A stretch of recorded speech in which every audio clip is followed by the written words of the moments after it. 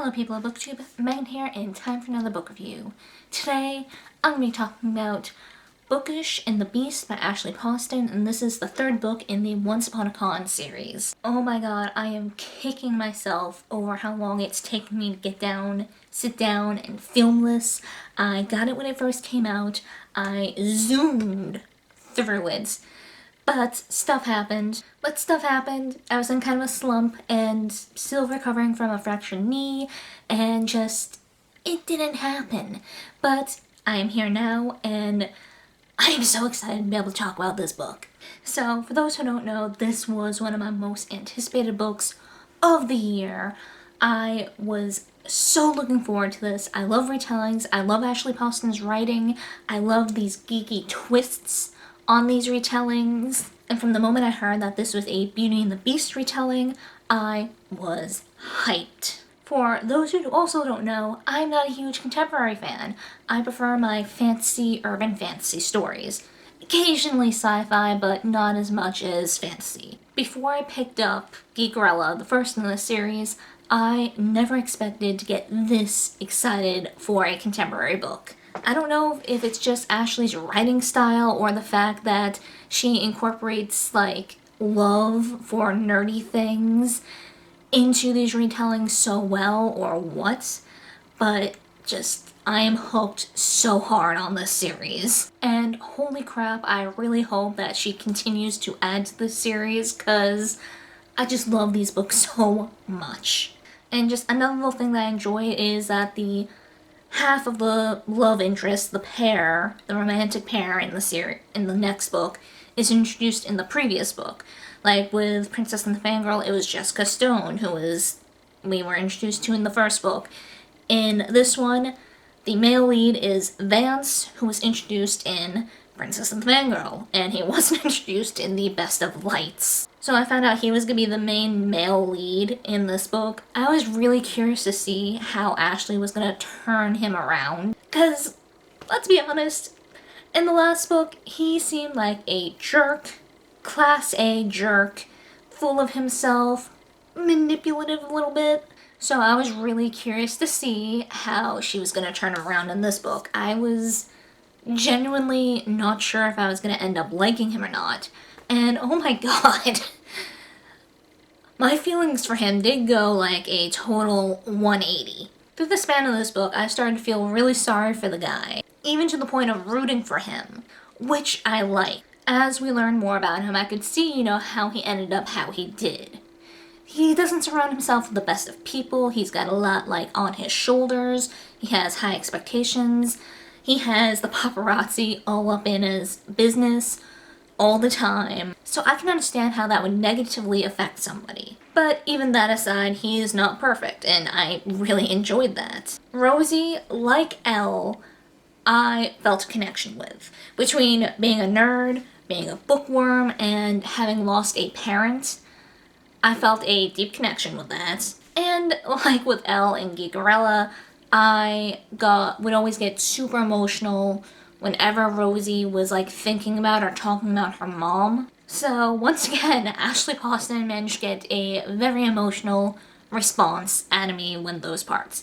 Even when I sat down to reread this relatively recently to refresh my memory before I reviewed it, even with knowing what was coming, even knowing to mentally prep myself, I still got choked up. So as the synopsis goes, it's pretty standard for a Beauty and the Beast retelling. Girl living with her single father, not doing too well off. Something happens and girl has to spend time with the Beast character. In Rosie's case, it was her accidentally ruining a priceless book and her needing to work off the price of that book to make amends. So I don't feel there's too much I can go into without accidentally blurting out spoilers, so for anyone who hasn't read this yet, please do so.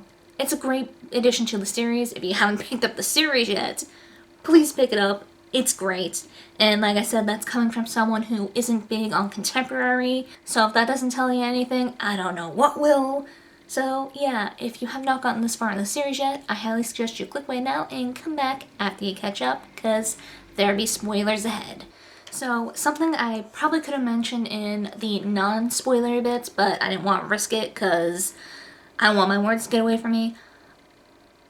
As much as I love the main characters in Ashley's books, I love the side characters, in this one especially, just as much. I absolutely adored Quinn and Annie. Just, they were such amazing friends to Rosie. Like, when she initially told the both of them that she was going to be working alongside Vance, I was genuinely worried that one of them might slip up, even accidentally, and that's how word would get out about him being there. Because especially in this small town of theirs, that is something I can imagine being difficult to not accidentally slip up and say. But the fact that neither of them did, I feel, just proves their loyalty as friends, and that is something I personally value quite a bit in friendships. Loyalty and just being there for each other. You know, they were there for her through her mother's passing, supporting her, trying to help her move on by taking her to Alessi. Just, I very much enjoyed this trio's friendship dynamic. I very much enjoyed Vance's Uncle Ellis. Just, he was fantastic. Loved him. I loved Rosie's dad. Just, I wish my mom was half as much a nerd as her dad was. Because let's be honest, nerdy parents are fantastic. Garrett, I enjoyed as a antagonist, is the only word I can think of to describe him. Just, he did such a good job at his role. He is the kind of person that I would just love to smack. And at the end, when Rosie punched him, I cheered. Like, the dude had that coming by, like, a lot. Between his, like, willful stupidity and just self-absorbedness and his inability to take no for an answer, just the end of him being punched in the face made me so happy. Another thing that I found entertaining was how Mo and Vance became, like, actual friends, despite, like, the events in The Princess and the Fangirl. Just, that was not something that I expected to see in this book or at any point. So it is something that I found greatly entertaining, and despite how unusual I thought it was, I felt it worked really well. And I very much enjoyed that little kick to the ass Mo gave Vance when it came to homecoming. You know, letting him know, Rosie didn't tell the paparazzi where you were. Now, come on, get to homecoming and now. That friendship dynamic I enjoyed as well. Not as much as Quinn, Annie, and Rosie, but I enjoyed that.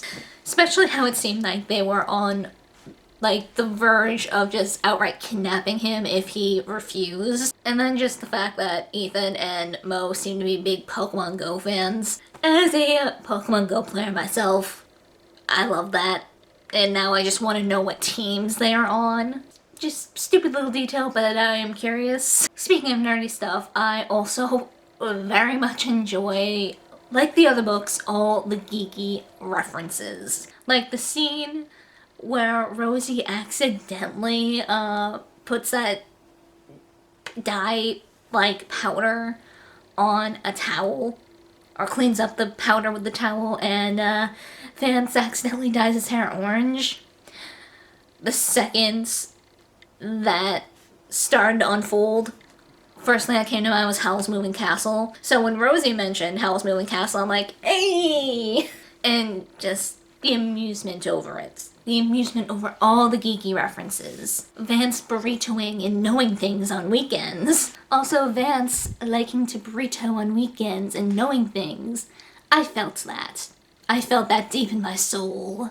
And also, this book especially makes me really wish Starfield was real. Like, seeing Rosie's passion for the Starfield novels as well as the show, but especially the novels, makes me really wish I could read them now. Just even seeing a fictional character get so passionate over a extra fictional series, just, I relate to that so much that I wish I could read it to relate even more. That, and honestly, as someone who's, like I said, not as big a sci-fi fan as a fantasy fan, I'm not really big into a lot of sci-fi shows, but based on just how Ashley Poston has written this fictional show and books, I am curious enough to want to pick them up myself. Like, holy crap, I want to read them so bad. And I just want to see if I'm alone or not on something. When Vance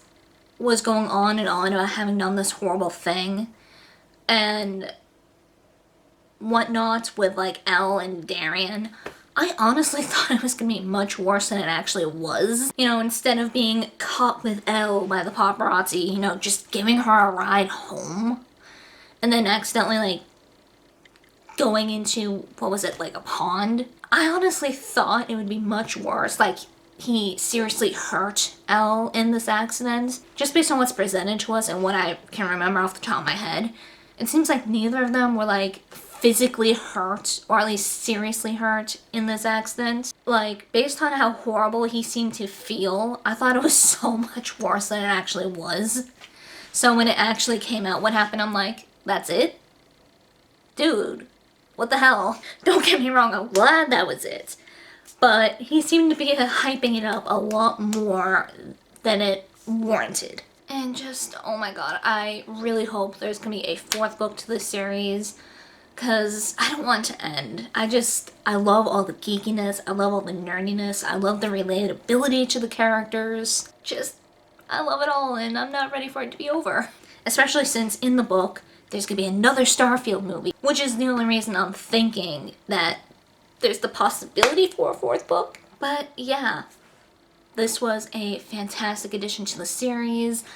This series is definitely very near and dear to my heart at this point, and yeah, that's all I got to say. So yeah, for anyone still watching, what'd you think? Did you like this addition to the series? Did you think it was only okay?